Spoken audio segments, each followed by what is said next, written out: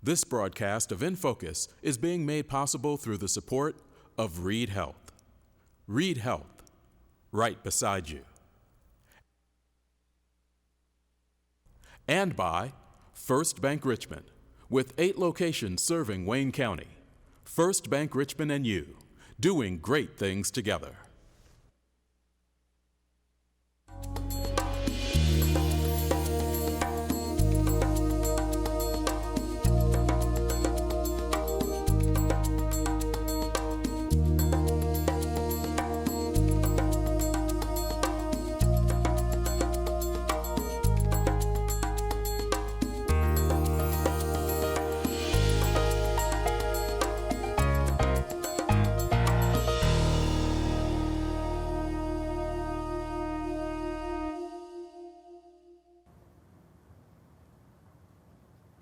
Good evening and welcome to this pre-election edition of In Focus on Whitewater Community Television's WCTV Channel 11. We are going to talk some politics today, but if you really think we're going to spend an hour talking politics this close to the election, you really don't understand how burned out on this thing the staff and I are. We're gonna have a little conversation about election for the first half of the show, and then we'll have a couple of other guests in. Caleb Smith, who's with Richmond Parks and Recreation Department, will come in, talk about the winter farmers market that's going to be going on and some other things with the Parks Department, and we'll also be speaking with Pam Hilligoss about pickleball. How far away from election coverage can you get to get into a conversation about pickleball? But we do have to talk some politics and election. It is that time. Voting has already begun in earnest. So if you have not yet done so, you still have chances to vote. In-person absentee voting continues at the clerk's office, the voter registration office, 301 East Main Street, Tuesday through Friday, 8:30 until 4:30. That is going to continue until November 5th. Remember, if you're going into the courthouse, just as a reminder, because I was there this week, cell phones are not allowed. There are lock boxes inside the courthouse doors if you want to do that, or you can leave it in the glove box of your car, but just remember cell phones are not allowed to go there. In-person absentee voting, October 29th, which obviously has already started, through November 2nd. There are 4 locations you can do that. 10 a.m. to 7 p.m. Note the time there, 10 a.m. to 7 p.m. So plenty of time to get this done. The Coleman Center will also be open this Saturday, November 3rd from 10 to 3, but the Coleman Center is available. First English Lutheran Church on East Main Street, the Golay Community Center in Cambridge City, and New Testament Church in Hagerstown. Those locations are open. If you need information, there's also a number there on the screen, 973-9304. You can also go to the clerk's voter registration office. And then election night. No, election day, actually, first, November 6th, 6 a.m. to 6 p.m. at the Coleman Center, First English Lutheran Church, Mount Olive Baptist Church. Remember that location. You cannot vote at Townsend Center. For those that have been doing that for a number of years, Mount Olive Baptist Church became that location. First Baptist Church on South A. Golay Center will still be open. New Testament Church also in Hagerstown. Another additional place on Election Day, Wesleyan Church in Fountain City, and Centerville Christian Church in Centerville. So those locations will be open from 6 a.m. to 6 p.m. And if you're in line at 6 p.m., they still will give you a chance to vote. So do know that. So we do encourage everyone to get out and vote. Those times are also available on our Facebook page. You can also find them floating on our channels. And of course, election night beginning at 6 p.m. Melissa Vance and I will be here to take you through election night as we look for the results from the Wayne County Clerk's office. We think it will take about 3 hours, so we think we'll be on the air between 6 p.m. and 9 p.m. We'll have conversations with the party chairs and some other people about various things, not all about election, but about some other things, thanks to our sponsors, First Bank Richmond and Reed Health, and of course, our partner in all of our In Focus election coverage, the Wayne County Area Chamber of Commerce. As I mentioned in kind of this pre-election special, we're actually recording this a little bit early, so this is actually Tuesday afternoon as we record this. Getting a chance to talk with Chera LaForge, who is a professor, associate professor of political science here at Indiana University East. No stranger to this set. Thanks for coming back and talking with us. Thank you for having me. It both feels like a long time ago that we last talked and no time at all. So it seems like we're constantly in election mode, I think. It just kind of keeps going. 3 out of 4 years here in Wayne County, and we are just starting a new 3-year cycle. Yeah. So it's been interesting for you, I'm sure. Talk a little bit about, first of all, as a political scientist, what do you look at? What do you do? What does that mean for you? Yeah, so I think that's an interesting question, because a lot of people think maybe political science is just really paying attention to current events. Certainly current events are important, but it's also the science of politics. So looking at some of the institutions, looking at campaign strategy, and really examining those things in a very strategic and scientific way. My specialty is really on Congress. That's always what I pay the most attention to. I'm one of those few people who likes to actually talk about and think about Congress. But yeah, this has been an interesting cycle. Since 2016, a lot of the things we thought we knew about politics have changed, or they've shifted a little bit, especially in the 2016 presidential election. When you say the things that we thought we knew have changed, such as? Well, one example is we have only seen a very small handful of outsider presidents, so people who did not have direct government experience. And most of the time, if you think of those people, it was someone like Dwight Eisenhower who had military experience, and that's very comparable to running a government, the presidency. So Donald Trump is an outsider. President Trump is an outsider to an extent we have never seen before. So that's an example where I remember in a campus presentation before the election, my former colleague Ross Alexander and I saying, outsiders never win, never win, and we were proven wrong.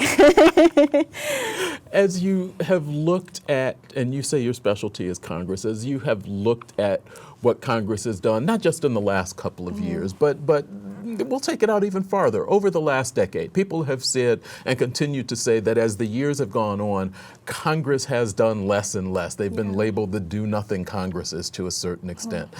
Do you believe that rhetoric to be true? And if so, what has happened to kind of change that?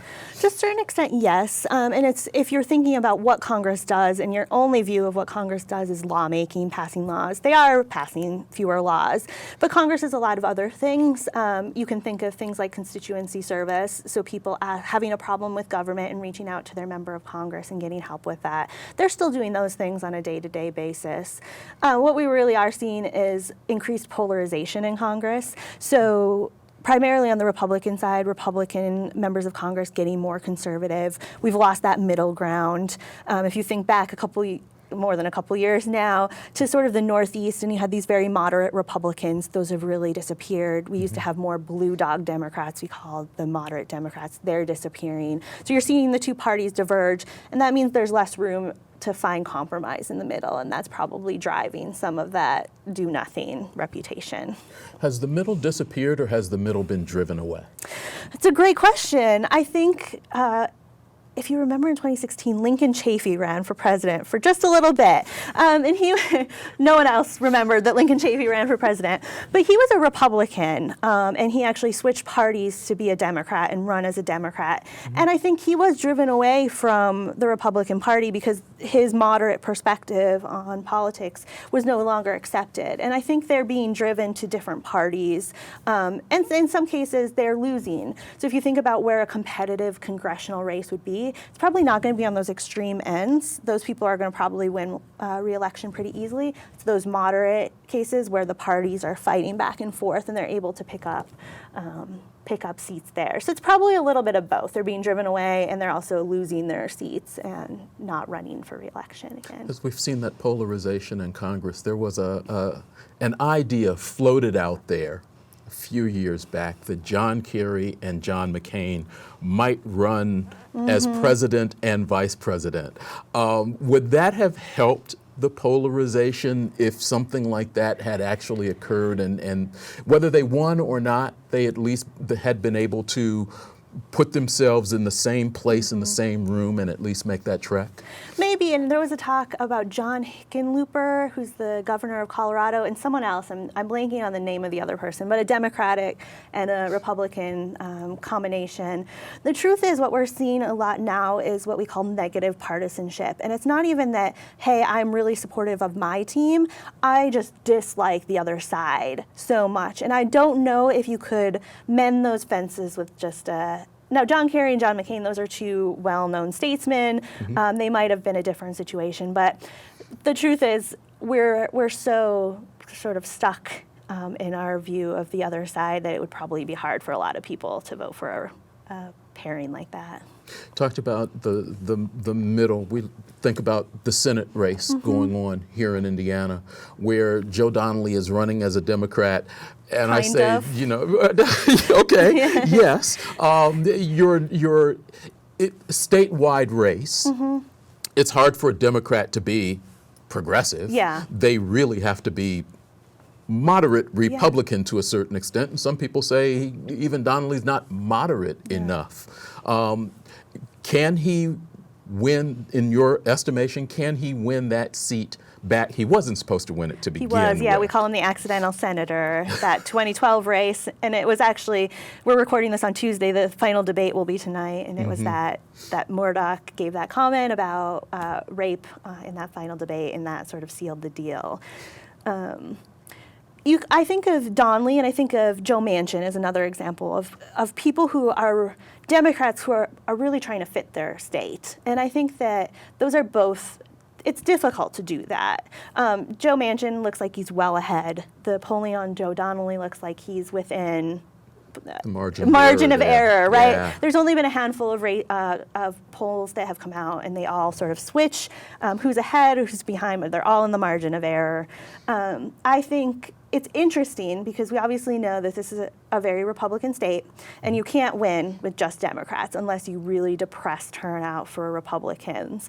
And I think we saw there was an enthusiasm gap pretty early on. Democrats were much more interested in turning out to vote. That has really disappeared, and I think Donnelly's lead that he had in those early stages has disappeared as that's come along.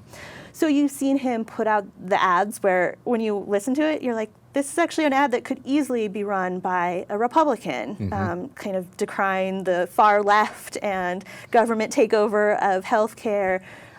So he's trying to do what he can, and I think it's been an interesting transition because he started out sort of just trying to lay low. He's very quiet, he's a very reserved person, and now he's sort of trying to chip away at perhaps those Republican voters who are not happy with President Trump. Now, again, as I said, negative partisanship is such a driver. Our partisan identity is such a driver. Will they actually cross over and vote for him? That's what we'll see on Election Day, if he can pick up those voters. We talked a couple of years ago. It seemed like the party that really maybe had a chance to make some inroads here in Indiana was the Libertarian Party. Fiscally conservative, don't really care about social issues much. Do what you got to do. It's between you and whoever. But they haven't been able to get the kind of traction. They keep getting ballot access, but not much more than that. I was at a debate, a forum over in Western Wayne County. Somebody said with the last debate that Lucy Brenton really did seem to be the adult in the room. What's happening with the Libertarian Party, and why can't they seem to really gain traction in a state where most people are more fiscally conservative than anything else? Yeah, when I moved to Indiana, you hear it's such a red state, it's such a red state. But when you get here, it's really a libertarian idea. They sort of don't want government intervention, and that's what at the core libertarians are about. Our system is not set up to really let third parties thrive. So we have, at the congressional level, single-member districts, so only one person gets elected for a congressional district. We have first past the post, so whoever gets the most votes wins. And it means we lose a lot, and a lot of votes are thrown away for people. And so it just makes it difficult for libertarians to really make inroads. They don't have the same power base. I think No money. No money, right? Lucy Brenton, right, did well in the debate, but she also, in some of her answers, was not a true libertarian also. So she's pro-life. That's an example of a true libertarian would probably say, again, what's in your social life is in your social life. I think that's thinking of perhaps trying to build a bench of different candidates. I think we also see every time there's a race, we see the same handful of libertarian candidates run. And I wonder if there's room, obviously it's hard to get people to run, but room to have some new voices in that party. And also to make inroads locally, because it's a lot easier to get some easy wins if you're running in local races. And then you can sort of slowly build that up and perhaps make more of a name for yourself on the state level. You work obviously with a lot of young people, and this has been, some people believe that they could be the determining factor in this race, how those 18 to 25 or so year olds turn out. What are you hearing from them as you go through your political science classes? What are they asking about? What are they thinking? Yeah, they are the biggest generation. If you combine 18 to 24-year-olds with millennials, they easily swamp any other generation. They easily swamp baby boomers, who we've always thought of as being the biggest generation. They just don't turn out to vote. And that has been the case for the last 40 years, that young people don't turn out to vote. I have seen a lot of interest, a lot more than I have in previous years, but actually asking very interesting questions about how do I find out where to vote? How do I find out about candidates? What is good information? How can I find unbiased or nonpartisan information? And I think they're trying to struggle through a system where if you do not know the rules of the game, how do you even get started? And if you did not grow up in a family who talked about politics a lot and made it a part of your life, it's difficult to start later in life. But it's really important. What we find is voting is habit forming. So if you vote before the age of 34, you're probably always going to vote. So getting those young people to the polls is really important. You're watching the In Focus pre-election show on Whitewater Community Television's WGTV Channel 11. We're speaking with Chera LaForge, Associate Professor of Political Science here at Indiana University East. We're talking about young people. The by and large, not all, but by and large, the students here on the IU East campus come from this region. Yeah. A pretty close area. As you talk politics with them, are you getting the feel that there's any type of shift in political belief or ideology from them, or is everything seeming to fall as it has for historically?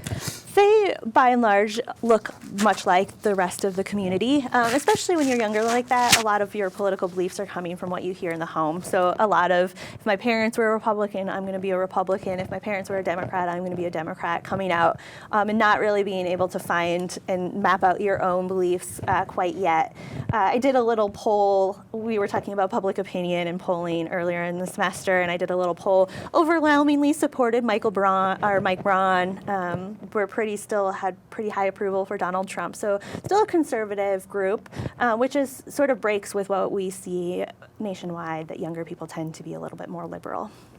Do you see that change taking place nationwide as far as young people being more liberal? Is that really true, or are they just liberal on certain issues? Obviously, the high school students out of Florida obviously cared more about gun control and things of that nature. So is it an issue-driven, or is it a political ideology?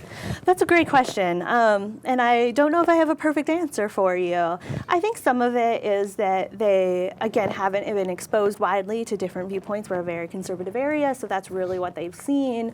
Some of it is education is becoming a really big driver of party identification in this country. And so when we looked at 2016 results, we saw people who had a college degree or higher much more likely to vote for Democrats. And some of that, I am cautious because it's not that they are learning to be liberal in college. We're not indoctrinating them, I promise, in any way. Sure you are. But what they are being exposed to is people who are different than them and views that are different than them. Okay. And that it opens their eyes and in a very formative time, and they meet people who are different and they become friends with people who are different than them. And they also move into different kinds of careers. They maybe move into different income levels as they get their college degree. And all of those things factor into your ideology too. As we say, we think voting is important. We may not be teaching it the way we need to in the younger grades. What happened? I mean, I came through, it was prerequisite. You couldn't get out of there without your civics classes and things of that nature. And I think, same thing, I had a civics class, but I do think it also really matters if your family, how your family approaches it. So just to give you an example, a very personal example, my dad was a union steward, he was a union negotiator. I remember knowing about picket lines and being with guys on the picket line, and that's a very formative political experience, which made me, and they always voted, and we always had signs in the yard, and that makes you kind of, you ingrain the importance of politics in your life. And if you don't have that experience, then it's difficult. You have to find it in other ways. But I don't know what the curriculum in civics courses looks like anymore. I understand as things become more fractious that you might want to not really tackle difficult issues, but we do know that those early socialization activities are so important. And there's a lot of nonprofits that are getting involved to try to get young people interested in politics outside of school, especially women, young girls in politics. There's a lot of really great organizations that are trying to teach those skills. This is supposed to be the year of the woman. Yes. More women running for office across the country in various places. Would their election, do you think, actually change the conversation and the dynamic, or is the polarization that we're finding going to cross gender, going to cross regional boundaries and things of that nature?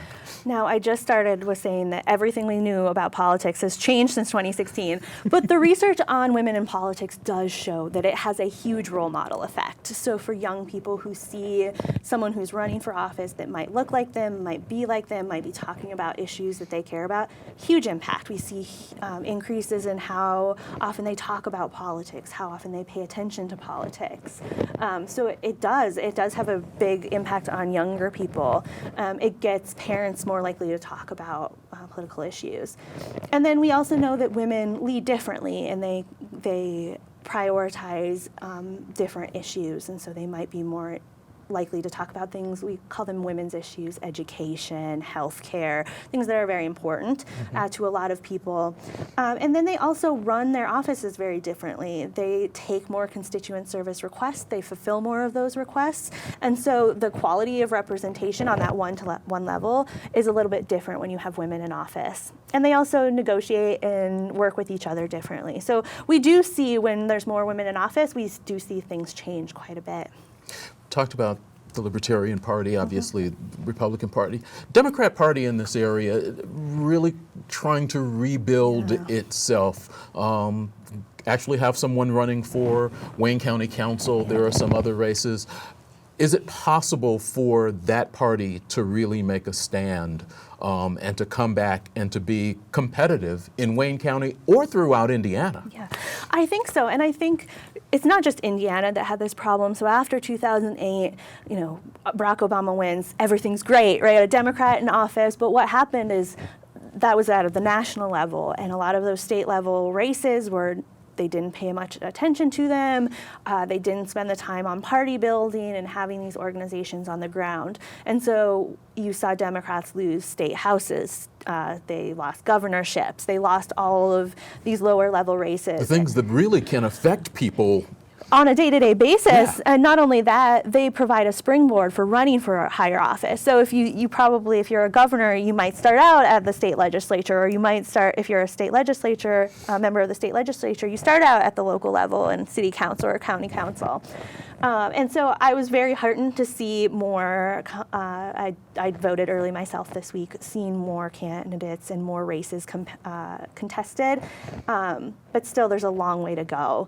And that's just a long process of trying to find people who are interested in running, providing them with the kind of support so that they aren't familiar with how to get on the ballot, how to form an organization, that they have that support, but also that they present themselves well and they're prepared on the issues, and that they know how to campaign.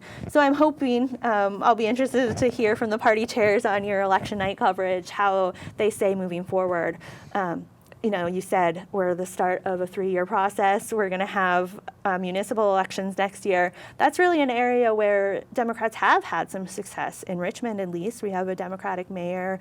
We have some Democratic members of Common Council. I think they picked up a seat in the last round, and seeing if they have a good base of people who are interested in running next year. Are you optimistic or pessimistic about where our politics is going? Gosh, I wish I had some optimism. A lot of it has been broken. I think I'm more of a realist at this point, that we're seeing some long-term trends kind of accelerate in the last couple of years. Yeah. So it's been a rough couple of years for political scientists. We all need a hug. Okay. Well, it's almost over. Yeah. There will be a break, and then they will. Then they'll start running for offices for next year. Well, we already, if you think about it, we're already seeing 2020 presidential candidates. They're doing the New Hampshire stops. They're doing the Iowa stops. It has become a process of just nonstop campaigning, which is exhausting for people. I think people check out. They're tired of seeing ads.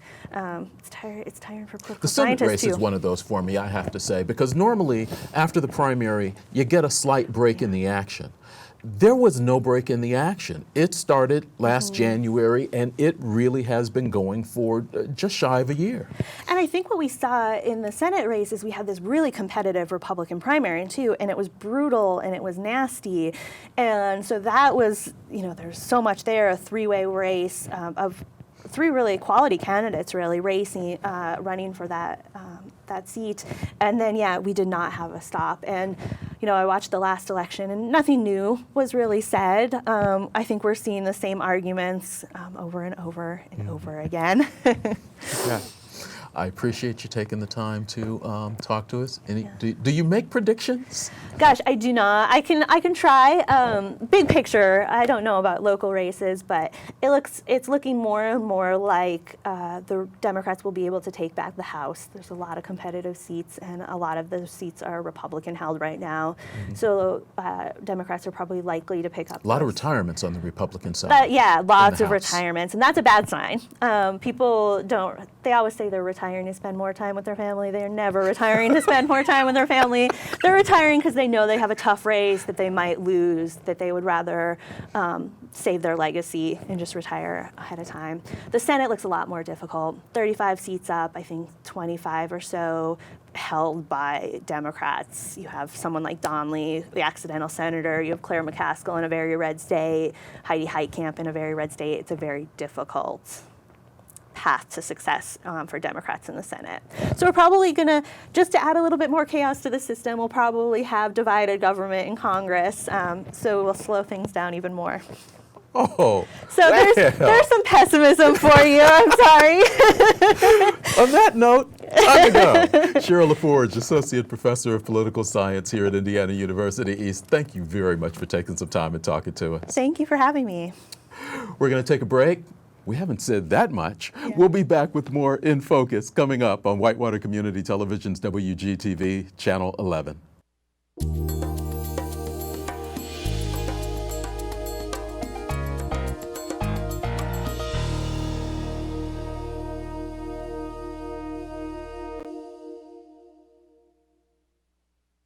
3 years ago, I came here to play basketball here at IU East, and I'm a business finance major, and I really just wanted to get into a bank, and First Bank Richmond was very accepting and gave me an opportunity. I kind of got to see more as an employee instead of a student athlete of how they really impact the community. Back home, I feel like there's really not an organization like First Bank Richmond that gives back to their community like they do here in Richmond. First Bank Richmond is just very generous in all that they do in the community, and that is tremendous. Keep up with local government information and shows with WGTV Online. Go to WCTV.info and click on the WGTV Online button. It's a live stream and video on demand site in one. Click the play button, you'll see whatever's on the air on WGTV Channel 11, or scroll down for videos on demand. Choose whatever meeting or show you'd like to watch. It's easy to stay informed with WGTV Online, a service of Whitewater Community Television.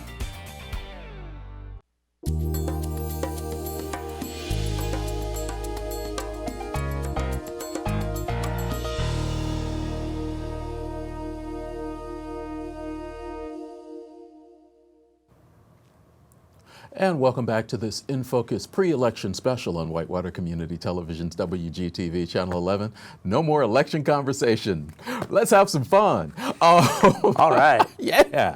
I'm joined by Caleb Smith, who is Community Engagement Facilitator. Yes. There's a title. It is a title. I like that. Yeah. With the Richmond Parks and Recreation Department. You see him on Saturday mornings out at the farmers market. That's become your baby. Yes, it is. You are handling that thing.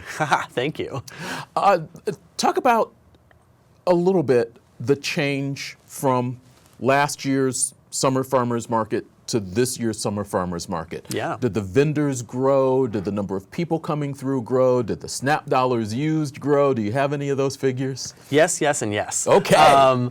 We did see a lot of growth this year, which was really exciting for us. We saw more vendors, and vendors were reporting higher sales, some as many as 10 or 15% higher than last year. Nice. And we saw more customers in general. We did a count one Saturday where we had volunteers kind of with a clicker counting everyone as they came in. We had over 1,200 people on just an average Saturday in August. Downtown Richmond shopping at the farmers market. Nobody goes downtown. No one goes downtown. So we had 1,200 people on a Saturday come through. And those are people who are shopping with local vendors, and then they were going over to the library and spending time at other shops downtown. So that was really great. And we did see an increase in SNAP dollars. We haven't finished out all the data from this year quite yet. It just ended last Saturday. It just ended last Saturday, yeah. So I actually have an intern back at the office right now processing some of that. Good to have those. Oh, yeah. But we definitely saw, probably about a 20% uptick in those, and that is, due largely in part to Reed did increase the amount of money that we were able to use this year. So, and we're continuing into next year as well. Excuse me. So that's really wonderful. We did see some new vendors. We had new farmers who joined us, new craft and baking vendors who joined us, and we kept just about all the vendors who we'd had in the previous year. Talk a little bit about the vendors, because just in case people, obviously there's a number of people who are aware of what's going on, because 1,200 people just on any given random Saturday is a good thing. Right. But for those people who don't know and understand what the vendors have to go through to be a vendor at your farmer's market, it's not like it was years ago. No. There are some rules and regs that have to be followed here. Yeah, so the way I always put it with anyone who's asking is you have to either grow it, make it, or bake it. It's an easy rhyme, but yes.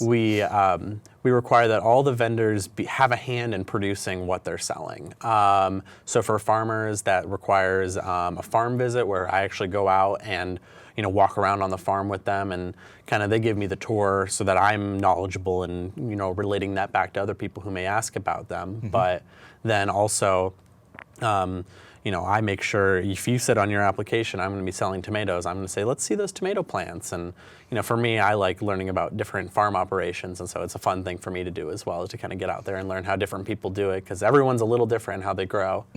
But then also, with our baked goods, I make sure at the market that, this isn't something that looks like it came out of a box. And I make sure that they're following all the pertinent health code rules and regulations.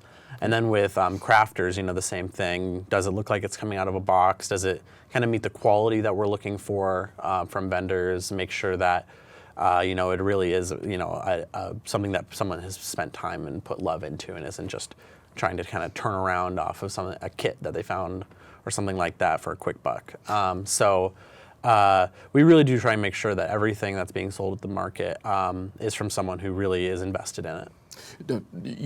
People are showing up. When I went out on a Saturday just with one of the staff, we were just running around shooting, and it's raining. I mean, it's pouring down raining. Oh, yeah. And you still have vendors setting up, and people are still going in and out spending their dollars. Oh, yeah. I mean, we are a rain or shine market year round, and that really does mean a lot to people, because we do have customers who rely on this for their food, and we have vendors who rely on it for their source of income. So we only really cancel if there's a severe weather advisory of some sort. And I was happy to say we didn't have to cancel once this whole summer. So that was really great. And yeah, sometimes it gets a little rainy and things get a little exciting, and you learn how to quickly throw a tarp over everything that might get wet. But we're always happy to be out there, and we've always found that customers are very grateful that we're so committed, and our vendors are always so committed to being out there with us. You just kind of slipped in something. Yeah, we're year round. You did a winter market last year inside the Depot District down at Maria Mitrione's every other week. Yeah, I think it was. It was twice a month. Okay. First and third Saturdays. You're expanding that, but you're Yes. changing the location. Yes. You're losing the alcohol. Unfortunately, yes. But Bummer. but for a good cause. And that is because we are expanding. In the past, we'd done a 5-month winter market twice a month. And this year, and moving forward, we're going to do a 6-month, so just the opposite, November through April, a 6-month winter market with markets happening every single Saturday. So, going to 4 or 5 markets a month instead of just 2. And that's really exciting for us. How did you make that work? What was the conversation like that said, okay, this is good enough that we can now make this every week outside of like the Saturday after Thanksgiving? You're probably not doing Yeah, we'll take a couple right around Christmas and the holidays to kind of take off. But the decision was because we were realizing that for a lot of our customers, the farmers market was changing from being just kind of a novelty or something that is fun to go do to a place where people were really depending on it for getting their eggs and meat and vegetables every single week.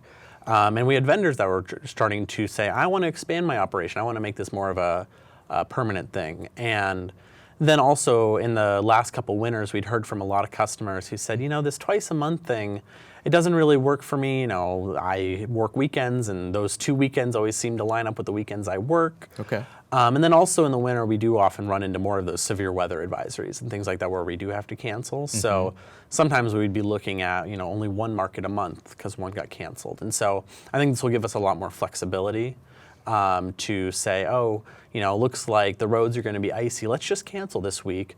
And it'll be a lot more palatable for us and for our customers because there'll be one next week. Talk about where you are, the hours, and it's starting right away. Yes, so we are changing locations. We're going to be moving to the Richmond Senior Community Center, which is at 1600 South 2nd Street. Okay. And that's part of the Parks Department overall. So we'll be moving to a location where we have a little bit more control over how everything's laid out and the thermostats and all that kind of logistics stuff. The other bit of that is that it is, as a senior center, has a lot better handicap accessibility and a lot of other things that there were some of those little snags we found last year in the Depot District. And we loved being in the Depot District and being part of that. But when we were looking at our needs for parking and for having the space we needed and all sorts of things like that, we did an extensive search all over town since July. I've been really working on this, talking to different business owners and property owners and trying to figure out where could we make this work. And the senior center kind of ticked all of our boxes of parking, indoors, restrooms, handicap accessibility, all those things that we really need to make the market happen smoothly. So that was kind of part of our thinking. Talk about what people can expect from the farmers market. And it sounds like, food, dummy. Yeah. But you have jewelry, baked goods, food, meat during the summer. Do the types of vendors change a great deal between your summer market and your winter market? I think you can definitely expect to still find all those things at the winter market. And we just actually see an increase in the amount of craft vendors because as we come around the holiday season, I say if you're trying to do holiday shopping in Richmond, the farmers market is really the place to be because we have all sorts of different vendors all under one roof. You don't have to wait for this specific craft fair that's only going to happen this weekend. You can kind of do it on your own schedule a little bit more. And we have soaps, candles, jewelry, a lot of fine art, different knit goods, sewn goods, all sorts of things that, you can say this was actually made here in Richmond, Your Indiana. rules still apply. They still Yep. have to make it, can't look like it came out of a box. Exactly, yeah. So you're really going to find quality homemade products that make great holiday gifts. And I come from the kind of Earlham world, so I always am talking to friends of mine that are still at Earlham. I say, if you want to really bring a piece of Richmond, Indiana back to your family, wherever they are around the country or the world, the Winter Farmers Market is going to be a great place to find that. And even for people here in town, as well, getting something that was actually made locally and supporting a local vendor is so important. As this conversation was getting started a couple of years ago and it was tossed out there, well, we need a part-time person running the farmers market. Well, we need a full-time person running the farmers market. And people looking at budgets going, you need a full-time person running the farmers market? It seems like you've really kind of made this work and you have found that there is an audience for this in this community. Absolutely. We collect sales reports from the vendors every week, asking about how much they make. It's anonymous, but we saw between the summer of 2017 and the winter 2017-2018 season, that was over $150,000 in sales that happened in that year, and so that's a great addition to our local economy. And I think we've realized as the Parks Department in the city that that's an investment that we need to be supporting for our local vendors, and we plan to keep growing that number. And it's just a really important gathering place for people every week. So the hours of your winter's market the same as your summer market? It's actually 10 to 1. So with the time change and with less daylight, we go to 10 to 1 just to kind of support roads getting cleared in the morning and making sure that everything is all set and it's warm enough to leave the house and things like that. It seems like you're always kind of planning ahead, thinking ahead. Have you thought about things that you can add or ways to make the next summer's market grow even more? Or is that possible? Have you reached your max for what you can do? Absolutely not. I have, I'm always kind of scheming and thinking. One of the things I'd really like to see is just, kind of continue to grow our programming. We started doing a few cooking demonstrations this summer. We partnered with you guys to do one of the iHeart cooking tapings at the farmers market. Yes. And just trying to get more of those happening. And we had great success. We partnered with the Ivy Tech preschool, and they did activities just about every week during the summer at the farmers market, and those are hugely successful. Morrison Reeves Library came and did some. The Innovation Center came and did some. But growing those, doing even more of those, and then I'd like to start adding in more vendors that I may have to do get a little bit more creative in finding them and getting them involved. But we don't have a cheese vendor, say, and technically. A cheese vendor who is working in the Indianapolis area would be eligible. We do 100 miles for our vendor radius, and so maybe I want to reach out a little farther and hopefully inspire some people locally to also get interested in cheese making or something else that we don't have vendors in the immediate county-wide area doing yet. But if we can kind of bring some people in to kind of show how that can work for someone, then we can maybe inspire someone to get involved with that locally. So trying to make sure that we keep expanding the amount of things you can get at the market, and then just continuing to bring in, do some more kind of creative marketing and kind of showcasing our vendors and their stories is kind of all stuff on my mind for next year. Will those Tuesday evening markets continue? Yes, they will. Okay. Yeah.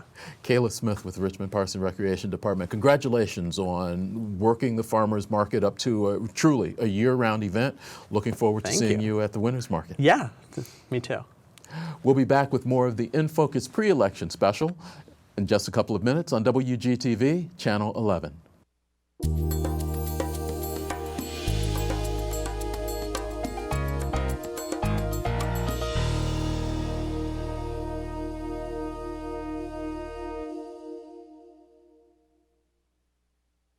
Hi, I'm Eric Marsh. This month's Access to the Arts takes us from the Whitewater Valley Art Exhibit at IU East to Goddard Auditorium at Earlham College to the Murray Theater. Don't miss our conversations with Lance Crow from RAM, John Cook from Civic Hall Performing Arts Center, and our Artist Spotlight. A firing style called raku, which is it's an ancient Japanese family, and we've kind of westernized raku from what it used to be. Access to the Arts, 9 p.m. Thursday evenings on WETV, Channel 20. Hi, how can I help you? My daughter has a fever and she isn't feeling well. Okay, let's get her feeling better. Receive quality care within the comfort of your own home. Read Health Now, right beside you. Well, let's see if we can't get someone on here. Hi, how can I help you today? My dad is really sick and I just don't want to take him out in this weather. Okay, let's get him feeling better. Receive quality care in minutes, even in the middle of the night. Read Health Now, right beside you.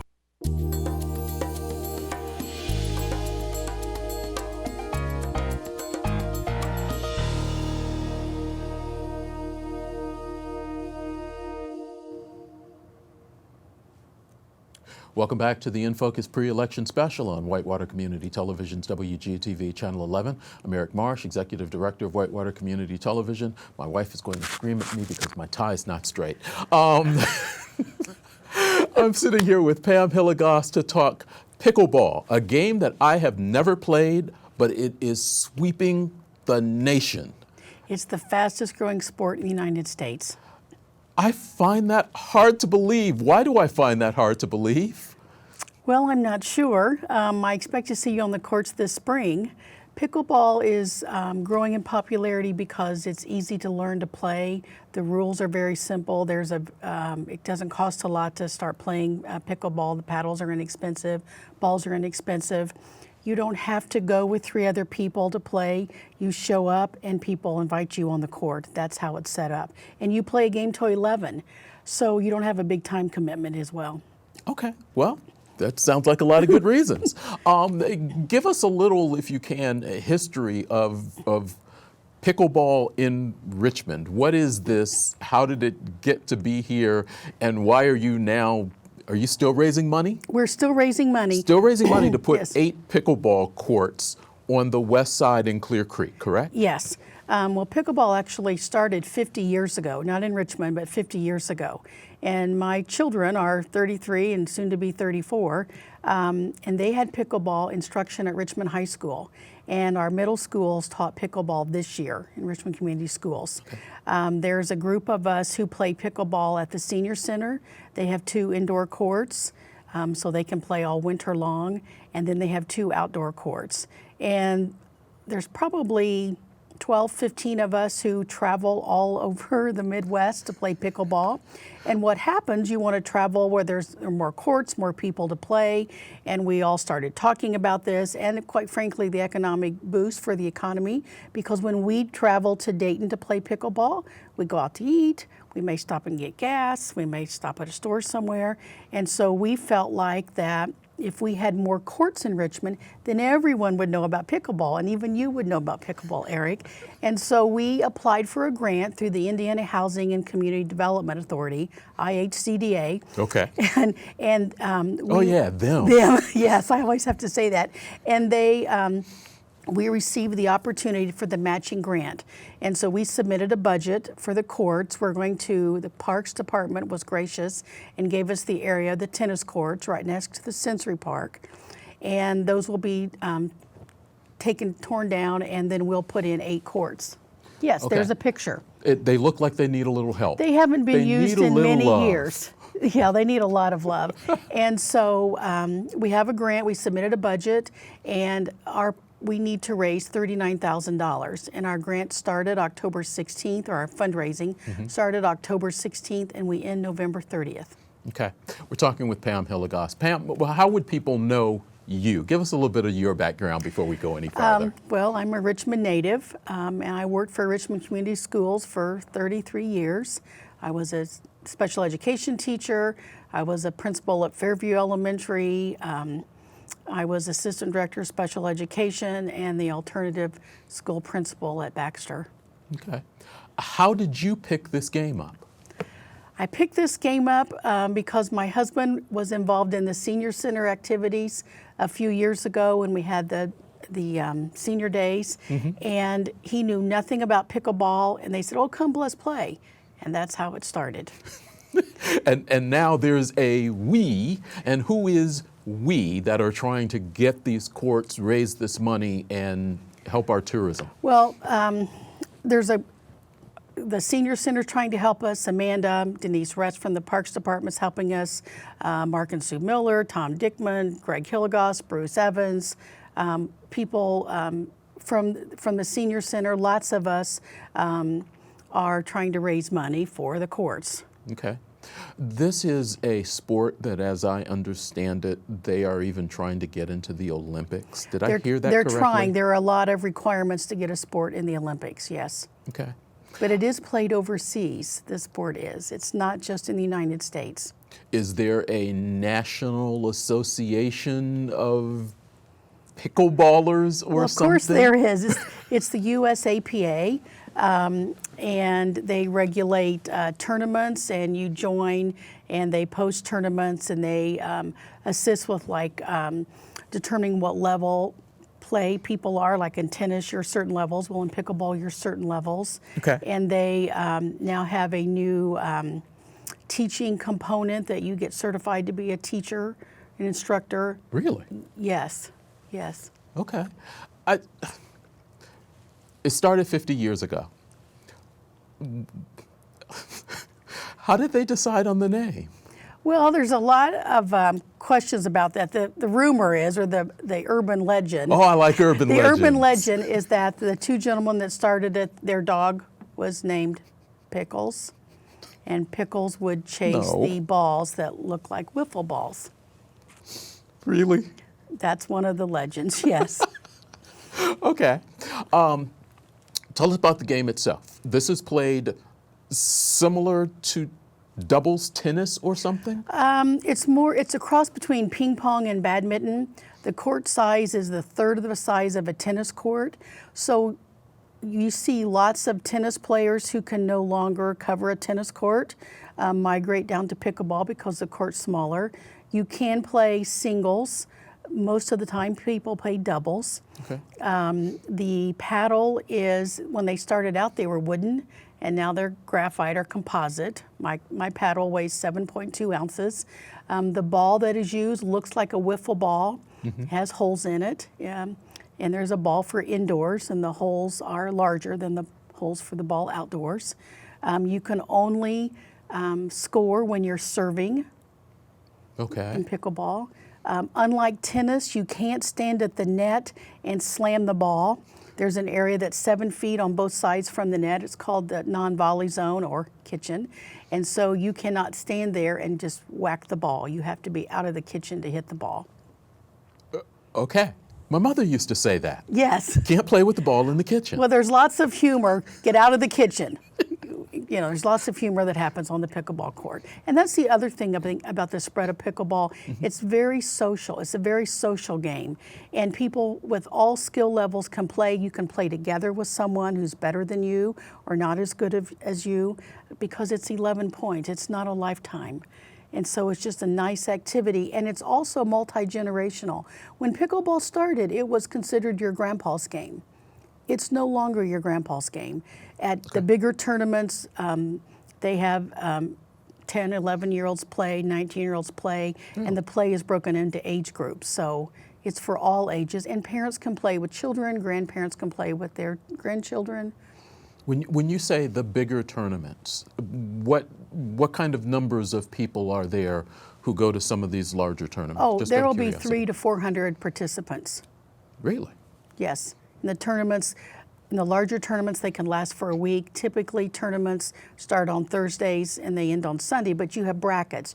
You have men's singles, men's doubles, mixed, those kind of things. Larger tournaments have wheelchair divisions, which is really cool. Nice. So if you're able to get these 8 courts at Clear Creek, and it sounds like you all are well on your way to being able to do that. Who owns the courts? Who maintains? How much does the city have invested in this? I'm sure that's something people will ask. Well, sure, good question. Once we raise the money, and we're hoping that we're still fundraising, we will give the courts to the Parks Department, and then as a group, we will hold tournaments then to maintain the courts. It'll be in about 5 years, the courts will need to be resurfaced, but we'll have had tournaments to take care of that. Do you think that with these courts, the way you're planning them, that you could hold one of these Thursday to Saturday tournaments? Is that enough room to do something like that? Oh, sure. 8 courts would allow us to have a nice tournament. Okay. And also 8 courts will allow us to have clinics, free clinics for folks to come learn and play pickleball. Cool. If somebody has, seriously, I know it seems like I'm making fun, and you know I'm not, because we've had a chance to talk before. If someone has some interest, you all have a Facebook page, correct? Yes, Richmond, Indiana Pickleball. Okay. Not so original, but it's easy to find. That should be easy to find. If you want to find out more about how to donate, to help them out, to learn how to play, whatever, reach out to Pam at Richmond Pickleball on Facebook. Richmond, Indiana Pickleball. Richmond, Indiana Pickleball on Facebook. Thank you for coming by and spending some time with us. I appreciate it. Thank you.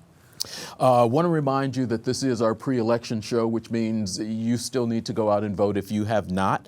Absentee voting continues. 8:30 to 4:30 in the voter registration office, 301 East Main Street. Also on Saturday, November 3rd from 9 a.m. to 4 p.m. Also, vote centers are open and will continue to be open through November 2nd. The 4 locations, Coleman Center, First English Lutheran Church, Golay Center, and New Testament Church are still available from 10 a.m. to 7 p.m. And then on Tuesday, November 6th from 6 a.m. to 6 p.m., there will be 8 centers open. Coleman Center, First English Lutheran, Mount Olive Baptist Church, First Baptist Church, Golay Center, New Testament Church. The addresses are there on the screen, Wesleyan Church, and Centerville Christian. If you need more information, the number is also there, 973-9304. Coming up on election night, Melissa Vance will join me here beginning at 6 o'clock live as we take you through all of the numbers that we get from the Wayne County Clerk's office. We think we'll have about a 3-hour show. We'll also have some conversation in between as we wait for the numbers to come in. We expect early numbers, maybe somewhere around 6:30, 6:40. Final numbers, hopefully in the neighborhood of 8 o'clock. And then by 9, we're done. And thanks to our sponsors, First Bank Richmond and Reed Health, for helping us out. Don't forget, this program can be seen in replays tonight at 10:30, also Friday night at 8, Saturday 8 a.m., 9 p.m., Sunday 8 a.m. and 1 p.m. Audio of this show can also be heard Sunday at 6 a.m. on G1013 and 100.9 ESPN. A couple of other things to tell you about happening this weekend. Don't forget, you will gain an extra hour's sleep. Set your clocks back 1 hour for daylight savings time. It'll also be darker, so, just sleep through it all. Dudas Inspiration Venue for the Arts is having another one of those improv things coming up. There may be seats limited. Check them out online if you want to find out for sure. They have been selling out those shows, and I hear they are a lot of fun. Golay Community Center is having their annual holiday crafts on the 2nd and 3rd, 11 a.m. on the 2nd and 9 a.m. on the 3rd. And I need to do some real quick self-promotion. One, if you shop on Amazon.com, go to smile.amazon.com and make Whitewater Community Television your not-for-profit of choice. We'll get a little money. Save the date for Friday, April 12th.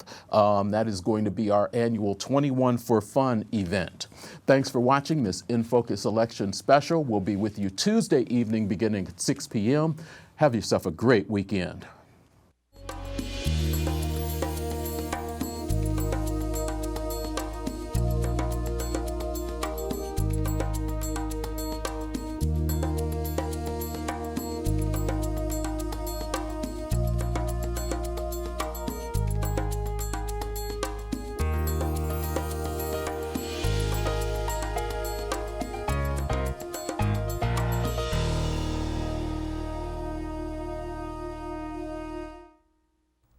This broadcast of In Focus is being made possible through the support of Reed Health.